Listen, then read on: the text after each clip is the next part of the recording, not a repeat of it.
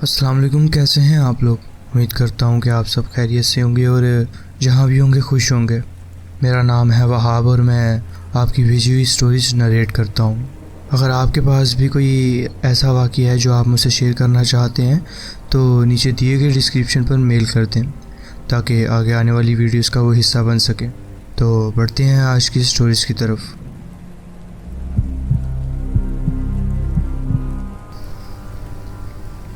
अस्सलाम वालेकुम।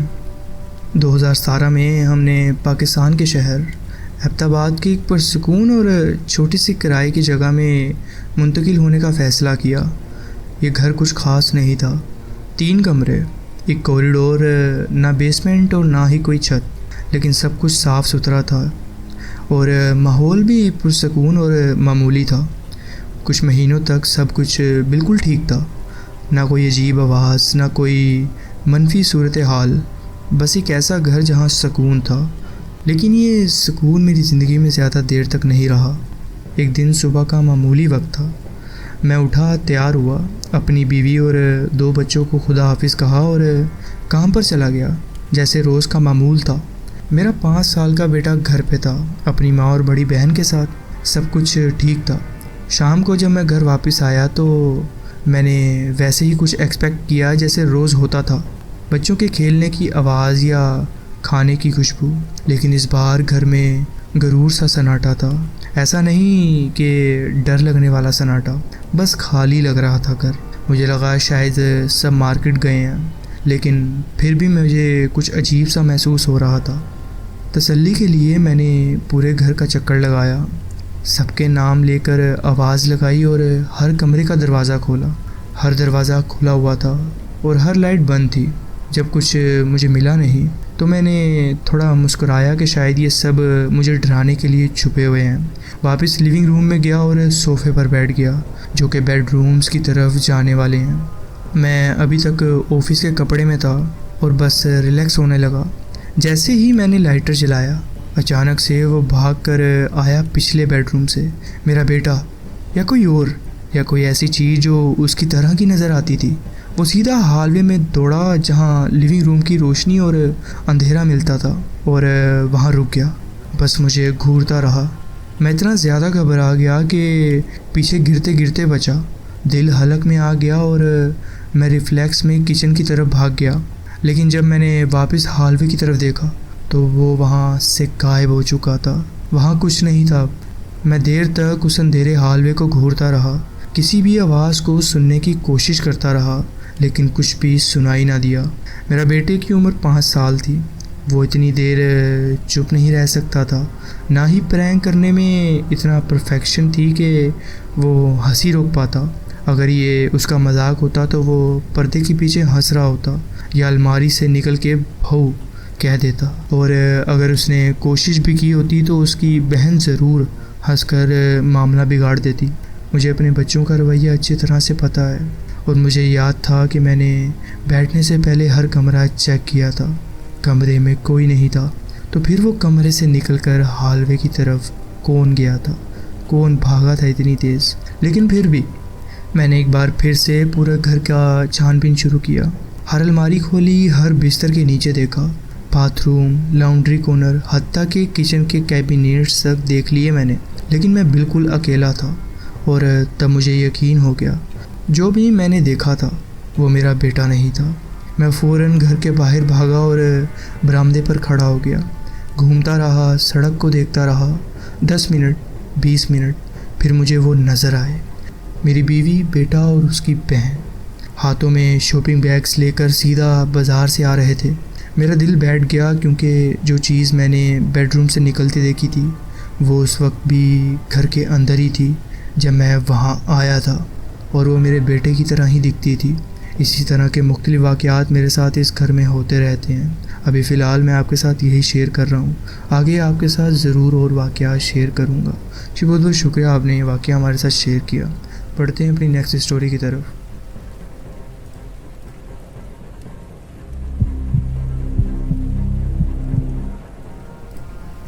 अस्सलाम वालेकुम। मेरे वालिद के काम की वजह से हमें अक्सर पाकिस्तान के मुख्तलिफ़ शहरों में रहना पड़ता है। एक दफ़ा उनका एक कॉन्ट्रैक्ट फैसलाबाद के बाहर एक पुराने और अलग खेत में बने हुए फार्म हाउस में मिला।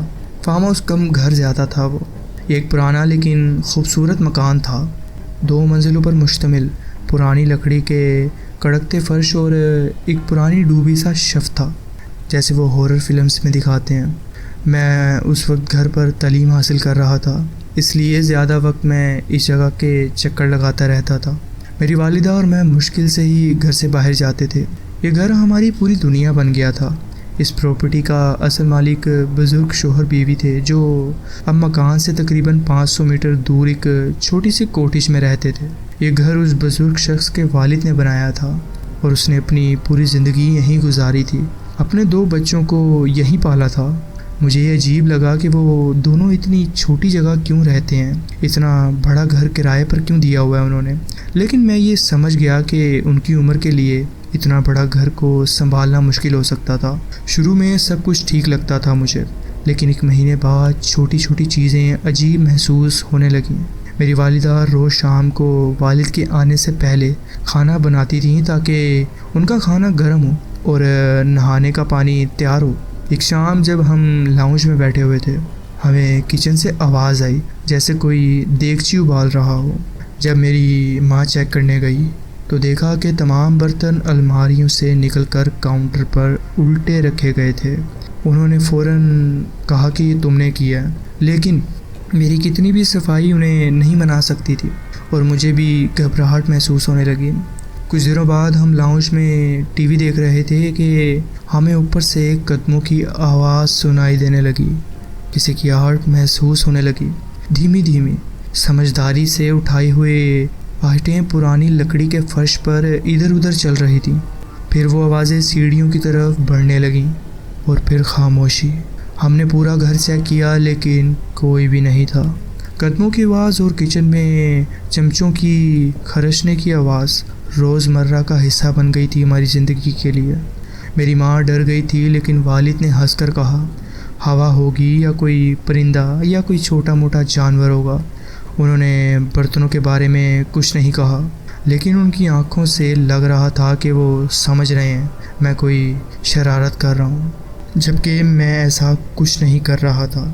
फिर वो दिन आया जो आज भी मेरी रूह को हिला देता है। मेरी माँ शॉपिंग करने गई थी और मैं घर में अकेला था। मैं टीवी के सामने बैठा गेम बॉय खेल रहा था कि फिर वही कदमों की आवाज़ सुनाई दी। इस दफ़ा ये आवाज़ सिर्फ ऊपर तक नहीं रुकी, बल्कि ये धीरे धीरे नीचे आने लगी। मैं जम गया, मेरा दिल घबराहट में चला गया। हर स्टेप का चीखना सुनाई दे रहा था मुझे महसूस हुआ कि कोई भारी चीज़ सीढ़ियों से नीचे उतर रही है। ये हवा नहीं थी या कोई जानवर भी नहीं लग रहा था। मैं बिना सोचे समझे गेम बॉय हाथ में लिया, भागकर घर से निकल गया और 3 किलोमीटर दूर फार्म के गेट तक पहुंच गया। मैंने पीछे मुड़ के देखा, जो मैं देख ही नहीं सकता था। पूरे रास्ते मुझे महसूस होता रहा कि कोई मेरा पीछा कर रहा है, कोई जो मुझे देखना चाहता है, लेकिन मैं नहीं रुका। बाहर पहुंचकर मेरा सांस फूला और मैं वहां बैठा रहा। कई घंटे गुजर गए। मेरा गेम बॉय मेरे हाथ में था, जो कि अब बंद हो गया था, लेकिन मैं उसे हाथ में पकड़े बैठा रहा जैसे किसी ज़िंदगी की डोर हो। मुझे पता था कि अंदर नई बैटरी चार्ज हो रहे हैं, लेकिन मैं वापस नहीं जाना चाहता था। मॉर्टल कम्बैट की गेम इंतज़ार कर रही थी। इस दिन के बाद वो सरगर्मी कभी इतनी इंटेंस नहीं हुई, लेकिन कदमों की आवाज़ और किचन में बर्तन इधर उधर होना मिलते रहते हैं, हमें नज़र आते रहते हैं हमें। मैं और मेरी माँ हमेशा चौकन्ना रहते हैं। हम उस घर में 1 साल से थोड़ा ज़्यादा रहे। 1 महीने पहले जब हम मूव करने वाले थे उस घर से, तो हमारी क्यूरियोसिटी बढ़ गई। मेरी माँ ने कहा कि चलो उन बुज़ुर्गों से मिलकर पूछते हैं कि क्या उनके घर भी कुछ ऐसा हुआ है। जब हमने उनसे ये सवाल किया तो बुज़ुर्ग शख्स का चेहरा स्याह तार हो गया।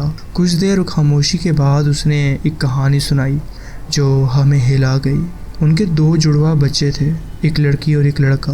जब वो 16 साल के थे तो एक दिन लड़की पर किसी का हमला हुआ। जब वो खेतों से वापस आई, उसके बाद वो पहले जैसी नहीं रही। उसकी आंखों की रोशनी जैसे चली सी गई हो। एक दिन उसके वालिद जब घर आए और किचन में गए तो उसकी बेटी वहाँ पे मरी पड़ी थी। उसके भाई जो हमेशा उसका हामी था टूट गया। कुछ साल बाद उसने भी इस घर में अपनी ज़िंदगी ख़त्म कर ली। बुज़ुर्ग शख्स ने हमें ये नहीं बताया कि उसका बेटा था वो गलत संगत में था, वो ड्रग्स लेता था, इसीलिए उसकी उस घर में मौत हुई थी। बुज़ुर्ग शख्स ने हमें ये नहीं बताया कि वो जगह घर में कहाँ थी, सिर्फ ये कहा कि ये सब यहाँ हुआ।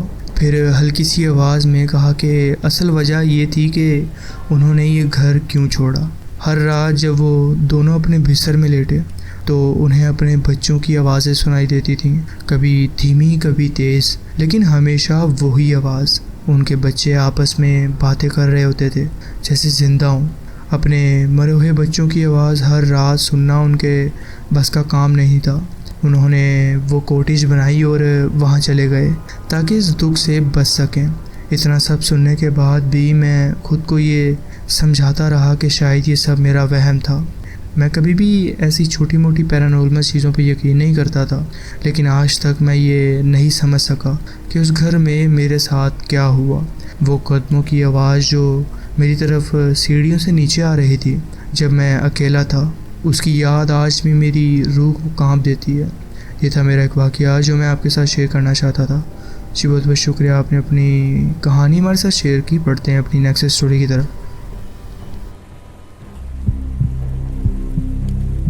अस्सलाम वालेकुम। ये कहानी मेरी और मेरी सबसे करीबी दोस्त की है। एक ऐसी याद जो 2011 की गर्मियों के दिनों में हमारे जहनों में हमेशा के लिए बस गई। आज भी जब हम मिलते हैं तो वो लम्हा हमेशा किसी न किसी बात में दोबारा ज़िंदा हो जाता है। शायद इसलिए मैं इस वाक़ये को लिख रही हूँ, आपके साथ शेयर कर रही हूँ, ताकि ये सिर्फ़ एक याद ना रहे बल्कि एक मिसाल बन जाए उन लम्हों की जो इंसान को हैरान करके छोड़ देते हैं। मैं उन लोगों में से हूँ जो हर चीज़ के पीछे वजह ढूंढते हैं, कुछ लॉजिकल, कुछ साइंटिफिकली समझने लायक, लेकिन ज़िंदगी में कुछ पल ऐसे भी होते हैं जो इन तमाम थ्योरीज़ का सामना करते हुए भी समझे नहीं जाते। उस दिन का मंज़र मुझे आज एकदम ताज़ा याद है। मौसम खुश्क और गर्म था, हवा तक का असर कम था, जैसे पूरा माहौल किसी सुकून में डूबा हो। मेरी दोस्त उस वक्त मेरे घर रुकने आई हुई थी। हम दोनों मेरे कमरे में थे, एक ऐसा कमरा जहाँ हम स्कूल की बातें, फ्यूचर के सपने डिस्कस करते थे। हम दोनों मेरे डेस्क के पास कुर्सियों पे बैठी थी। इंटरनेट पे रैंडम चीज़ें देख रहे थे हम, शायद किसी एक्टर की प्रोफाइल पे थे या फिर फ़नी वीडियोस देख रहे थे। वही सब कुछ जो 14 साल की लड़कियां करती हैं जब उन्हें कुछ ख़ास नहीं होता करने को। मेरा कमरा उस वक्त बिल्कुल बंद था, ना दरवाज़ा खुला हुआ था और ना ही खिड़की। घर में उस वक्त कोई पालतू जानवर भी नहीं पाला हुआ था हमने, और हमने जो पहली बिल्ली यानी पहला जो पेट पाला वो तो 2012 से था। इस वजह से कमरे में किसी भी चीज़ का अचानक हिलना या गिरना किसी भी एंगल से मुमकिन नहीं लगता था। फिर अचानक एक अजीब सी आवाज़ ने हमें हिला दिया। वो एक ज़ोर की ठक की आवाज़ थी। एकदम से ऐसा लगा जैसे किसी ने किसी चीज़ को पूरी ताकत से फेंका हो। घबराहट में हम दोनों ने पलट कर देखा और तो मेरी आंखों ने वो मंज़र देखा जो मुझे आज भी रात में सोचने में मजबूर कर देता है। मेरा भाई का चश्मा जो वो टीवी स्टैंड पे रख गया था वो ज़मीन पे पड़ा हुआ था, लेकिन वो सिंपल गिरने वाली पोजीशन में नहीं था। चश्मा कमरे के दरमियान में था, तकरीबन कुछ 2.5 से 3 फुट दूर, उस जगह से जहाँ वो रखा गया था, जैसे किसी ने उसे उठाकर हवा में उछाल दिया हो। ये बात सबसे ज़्यादा परेशान करने वाली थी।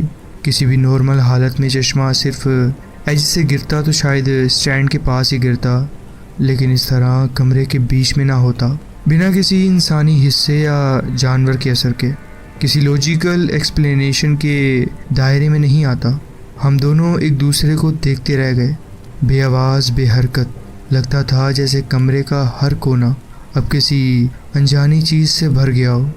एक खामोशी जो पहले कभी महसूस नहीं की थी वो अब महसूस हो रही थी। मैं हमेशा कहती हूँ कि मुझे फ़िज़िक्स कभी समझ नहीं आती, फोर्स, मोशन या मोमेंटम, ये सब मेरे लिए हमेशा एक किताबी कॉन्सेप्ट ही रहा है, लेकिन उस दिन जो हुआ उसने मुझे मजबूर कर दिया कि मैं इस कॉन्सेप्ट्स के बारे में सोचूं, चाहे मुझे समझ आए या नहीं। क्योंकि बिना किसी टच, किसी धक्के के, किसी हवा के झोंके के एक चश्मा इतनी दूर कैसे गिर सकता है? ऐसी कौन सी ताकत थी जो किसी इंसानी असर के बगैर किसी ऑब्जेक्ट को उठाकर कमरे के बीच में फेंक सकती हो? और सबसे अजीब बात यह थी कि हमने चश्मा गिरते हुए देखा था। सिर्फ एक अचानक ज़ोर से ठक की आवाज़ आई और जब हमने पलट कर देखा तो चश्मा ज़मीन पर गिर गया, और वो भी उस जगह पे नहीं जहाँ से गिरना पॉसिबल हो। ये कोई मामूली वाक़या नहीं था, लेकिन इसमें कुछ ऐसा रैंडमनेस था जो समझना मुश्किल हो गया था। इतनी सी चीज़, लेकिन असर दिलो दिमाग पे गहरा था इसका। हम दोनों, मैं और मेरी दोस्त, एकदम चीखने लगे। आवाज़ इतनी अचानक और ज़्यादा थी कि एक पल को दिल बंद होने को महसूस होता था। घबराहट में मैं भाग के अम्मी के पास गई, उनको सब बताया। लेकिन जैसे पेरेंट्स होते हैं, उन्होंने शायद सोचा कि हम कोई मजाक कर रहे हैं या हम बोर हो रहे थे तो उनके साथ कोई ड्रामा कर रहे हैं। उनकी आंखों में सिर्फ थकावट थी, कोई टेंशन नहीं। लेकिन मेरे लिए वो एक छोटी सी बात मेरे दिलो दिमाग में आ गई थी। वो एक रैंडम सा वाक़या, मगर उसमें कोई छुपा हुआ सवाल था। ऐसा सवाल जिसका जवाब ना उस वक्त मिला, ना अब मिलता है।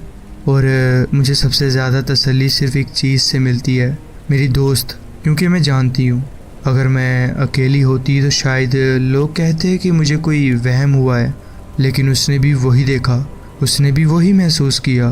और आज भी कभी कभी जब हम पुरानी बातें याद करते हैं तो मैं सिर्फ इसलिए ये बात छेड़ देती हूँ ताकि ख़ुद को यकीन दिला सकूँ कि मैं पागल नहीं हूँ। वो हर बार कहती है, हाँ, सब कुछ वैसे ही हुआ था। उसकी ये बात मुझे हमेशा के लिए एक तसल्ली देती है। मैं जिन या भूत वगैरह पर इतना यकीन नहीं रखती, ना मैं उन लोगों में से हूँ जो हर अजीब चीज़ को पैरानॉर्मल कहकर टाल देते हैं। लेकिन एक बात मैं ज़रूर कहना चाहती हूँ, जो घर में हम रहते थे वो कोई मामूली जगह नहीं थी। 1950s में बना हुआ वो घर मेरे परनाना का था। उस घर के दीवारों में, उसकी लकड़ी की छतों में और पुरानी वुडन फ्लोरिंग के नीचे कुछ था, कुछ ऐसा जो कभी दिखाई नहीं देता था लेकिन महसूस होता था। वो अपना आप जाहिर करता था। मेरा कमरा जहाँ ये सब कुछ हुआ असल में मेरे पर नाना का बेडरूम हुआ करता था। रात के वक्त जब सब सो जाते थे तो तभी मुझे कुछ थोड़ा शोर सुनाई देना शुरू हो जाता था। कभी लकड़ी की छत में हल्की सी आवाज़, कभी लगता जैसे किसी ने हल्के से दरवाज़ा खटकाया हो। जब मैंने वालिदैन से पूछा तो वो कहते हैं घर पुराना है, सेटल हो रहा होगा, या फिर सिर्फ ये कह देते कि छत में चूहे या कबूतर होंगे। शायद उनका कहना ठीक हो, लेकिन दिल के किसी कोने में मुझे ये जवाब कभी काफ़ी नहीं लगा। और फिर वो सबसे अजीब, सबसे डरावनी बात जो मैंने कभी किसी को शेयर नहीं की। मैं अक्सर महसूस करती थी कि कोई मुझे देख रहा है, एक काला साया, एक ऐसी प्रेजेंस जो हर रात मेरे आसपास होती थी। कभी कभी मुझे लगता था जैसे मेरे कमरे के दरवाजे के पास कोई खड़ा है, लेकिन जब देखती तो कुछ नहीं होता। मगर एक दिन मुझे क्लियरली नज़र आया। वो एक इंसान जैसा था, लेकिन इंसान नहीं लगता था। उसकी सिर्फ जिस्मानी हालत ही इंसानों जैसी थी। उसने काले रंग का चुग्गा पहना हुआ था, लंबा सा। उसका चेहरा नहीं दिखा, जैसे अंधेरे में छुप गया हो। वो मुझसे कुछ दूर था, लेकिन उसकी मौजूदगी इतनी गहरी थी कि मेरी सांस रुक गई। मैं हिल भी नहीं पा रही थी। मुझे बस इतना याद है कि वो मुझे सिर्फ देख नहीं रहा था, वो मुझे फॉलो करता है। वो हर रात मेरे आसपास ही होता है और आज भी मैं उसी घर में रहती हूँ और ऐसे ही वाक़यात मेरे साथ पेश आते हैं। ये था एक मेरा वाक़या जो मैं आपके साथ शेयर करना चाहती थी। जी बहुत बहुत शुक्रिया, आपने अपनी कहानी हमारे साथ शेयर की। बढ़ते हैं अपनी नेक्स्ट स्टोरी की तरफ। अस्सलाम वालेकुम। ज़िंदगी में कुछ ऐसे वाक़यात हुए हैं जो मैं समझना नहीं चाहता, लेकिन आज मैं आपको एक ऐसे तजुर्बे के बारे में बताने जा रहा हूँ जो मुझे सच में दहशत में डाल गया। गुज़िश्ता 20 सालों से मेरा काम गाड़ियों के निज़ाम से मुतल्लिक रहा है। मैंने कई बड़ी और इंटरनेशनल कंपनीज़ के साथ फ्लीट मैनेजमेंट और कोऑर्डिनेशन के रोल्स निभाए हैं। एक मर्तबा मैंने हुकूमती डिपार्टमेंट के साथ काम किया। तकरीबन 2005 में पाकिस्तान के मोटरवे पुलिस ने फ़ैसला किया कि वो हाईवे पर एक ख़ास फ़ोर्स बनाएंगे जो मोटरवे को महफूज बनाए रखे। इन अफराद को ट्रैफिक ऑफिसर्स कहा जाता था। अगर आप अब देखें तो इन्हें हाईवे पेट्रोल ऑफिसर्स कहते हैं। मैंने उन्हीं दिनों में उनकी फ़्लीट में इस्तेमाल होने वाली एक लैंड क्रूज़र के साथ तस्वीर भी ली थी, जो आज भी किसी मुकाबले या एंट्री में छुपाई होगी मैंने। हालांकि वो गाड़ी इस काम के लिए बिल्कुल मुनासिब नहीं थी, लेकिन मेरी बात किसी ने नहीं सुनी थी। ये कहानी मेरी नौकरी के उन दिनों के फ्रस्ट्रेशन के बारे में नहीं है। हमारे पास मुल्क भर में कई ट्रेनिंग सेंटर जहां नए ट्रैफिक ऑफिसर्स डिफेंसिव ड्राइविंग और मुश्किल सूरतों का सामना करना सिखाया जाता था। ये अक्सर पुराने अड्डे होते थे जहां रनवे पर ट्रेनिंग के लिए नक्शा बनाया जाता था और एक पुराने हैंगर में गाड़ियां रखी जाती थीं। पंजाब के इलाके मियांवाली के पास एक छोड़े हुए पुराने एयरफील्ड मोचीवाला एयरबेस में हम हैंगर नंबर 1 इस्तेमाल करते थे। ये एक बहुत बड़ा हैंगर था जहां 15 के करीब लैंड क्रूज़र और निसान पेट्रोल्स खड़े होते थे। उन्हें छोटी छोटी दूरियों पे पार्क किया जाता था और फिर भी हैंगर का खौफ सिर्फ छोटा हिस्सा भर पाता था। मैं एक सुबह ट्रेनिंग सेक्शन के दरमियान वहाँ इन्वेंट्री चेक करने गया। Tyre, tread, cones, emergency kits वगैरह। मार्च की सर्दी का दिन था। सुबह 6 बज रहे थे। मैंने एयरफील्ड के मैनेजर दानिश से चंद लम्हों के लिए गुफ्तगू की। उनके ऑफिसर की किचन में चाय बनाई और अपनी गाड़ी लेकर हैंगर नंबर 1 की तरफ निकल गया। उस वक्त हल्की हल्की बारिश हो रही थी और धुंध भी थी थोड़ी बहुत। मैंने हैंगर का बड़ा रोलर दरवाज़ा खोला और बस इतना खोला कि मेरी अपनी गाड़ी अंदर जा सके। फिर दरवाज़ा बंद कर दिया। गाड़ियों की कतार दीवार के साथ थी। सबके पीछे का हिस्सा दीवार की तरफ था और मुंह अंदर की तरफ। मैंने अपनी गाड़ी पार्क की, लाइट ऑन की, चाय का मग उठाया, क्लिपबोर्ड लिया और काम शुरू कर दिया। अगले 40 मिनट में मैंने गाड़ियों के टायर्स, लाइट और सामान का चेक लेना शुरू किया। जब मैं एक पाथ फाइंडर के पीछे झुका हुआ था तो कोलैप्साइबल साइन गिन रहा था, तो अचानक मुझे एक भारी सी आवाज़ सुनाई दी। ठीक है, अब कोशिश करो। ये आवाज़ बहुत नॉर्दर्न एसेंट में थी और एकदम से गूंज उठी। मेरा पहला ख्याल था ये कौन था। मैं गाड़ियों के दरमियान से गुज़रा और हैंगर के सामने आ गया, लेकिन सामने सिर्फ खाली हैंगर था। मैं चीखा कोई है, लेकिन बस खामोशी थी वहाँ पर। वो खामोशी इतनी गहरी थी कि जैसे कानों में चीख रही हो। मेरा दिल घबरा गया। आज भी 15 साल गुजरने के बाद जब मैं इस वाक़ये को याद करता हूँ तो मेरी रूह कांप उठती है। फिर मैंने दोबारा चीख कर पूछा कोई है वहाँ पर, लेकिन मेरे अंदर अजीब सी बेचैनी थी, जैसे कुछ कोई कह रहा हो कि यहाँ से भाग जा। बचपन से ही मैंने सीखा था कि अपने अंदर के एहसास पर भरोसा रखना चाहिए। मैंने फ़ौरन दौड़ लगाई। चेक्ड एसयूवीज़ की लाइन के साथ भागकर अपनी गाड़ी में बैठा, रोलर डोर खोला और बस इतना कि मेरी गाड़ी निकल सके। टायर्स बारिश से गीले रास्ते पर फिसल रहे थे और फुल स्पीड से दानिश के ऑफिस की तरफ निकल गया, जो गेट हाउस के पास था। चंद महीने बाद जब मैं वापस आया तो दानिश ने बताया कि जब मैं उसके ऑफिस के दरवाजे के पास पहुंचा तो मेरा चेहरा सफ़ेद था और हाथ कांप रहे थे। मुझे याद है कि मैं आराम से चल के गया था और सोफे पर बैठ गया था, लेकिन दानिश का कहना था कि वो मुझे हाथ पकड़कर सोफे तक लेके गया था।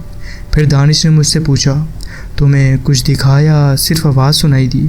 उसने बताया कि कुछ हैंगर्स में अजीब सी रूहानी चीज़ें होती हैं, लेकिन हैंगर नंबर 1 सबसे ज़्यादा एक्टिव है। यहाँ एक जंग के असले की रिपेयरिंग हो रही थी। एक मैकेनिक प्लान के पंखे पर था और दूसरा नीचे ज़मीन पर। जब ऊपर वाला मैकेनिक ने कहा ठीक है अब चलो, तो नीचे वाले ने प्रोपेलर चला दिया। इंजन फ़ौरन स्टार्ट हो गया और ऊपर वाला मैकेनिक अपना बैलेंस खो बैठा। वो सीधा घूमती हुई ब्लेड्स में गिर गया, जो फ़ौरन उसका काम तमाम कर गई। दानिश भी ये नहीं समझ सका कि इस हैंगर में ऐसी खौफनाक हवा क्यों बसी हुई है। लेकिन मैं पहला शख्स नहीं था जो वहाँ से डर कर भागा था, और मेरे बाद भी शायद और लोग इसका शिकार हुए होंगे। मुझे अपना काम तो पूरा करना था, तो जब थोड़ा हिम्मत जुटाई तो वापस गया, लेकिन इस बार मैंने रोलर डोर खोला ही रखा और गाड़ी का इंजन चालू ही रखा। ये था मेरा एक वाक़या जो मैं आपके साथ शेयर करना चाहता था। जी बहुत बहुत शुक्रिया, आपने अपनी कहानी हमारे साथ शेयर की। तो जी फ्रेंड्स, ये थी आज की स्टोरीज़। आप कमेंट्स में ज़रूर बताएं कि आपको ये स्टोरीज़ कैसी लगी। अगर आपको ये स्टोरीज़ अच्छी लगी हो तो वीडियो को ज़रूर लाइक कीजिए और चैनल को ज़रूर सब्सक्राइब कीजिए और बेल आइकन को ज़रूर प्रेस कर लीजिए ताकि आगे आने वाली कहानियाँ वीडियोज़ आपसे मिस ना हो। अपना ख्याल रखें और मिलते हैं नेक्स्ट वीडियो में। अल्लाह हाफिज़।